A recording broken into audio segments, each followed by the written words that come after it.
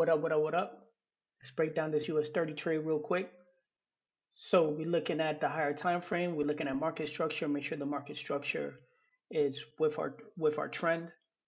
We have a higher low, higher low, a high, a low, higher high.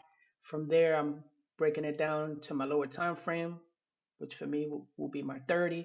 I'm looking for market structure that it's in sync with the higher time frame. Again, I see higher highs, higher lows, a high, higher low, higher high, higher low.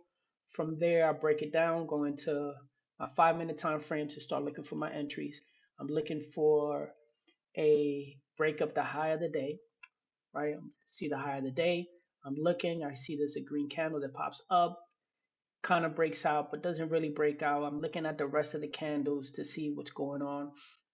I see this nice pullback. Once I see the pullback, I see a nice green candle that gives me a confirmed break of structure. When I see the confirmed break of structure, I go to my entry time frame.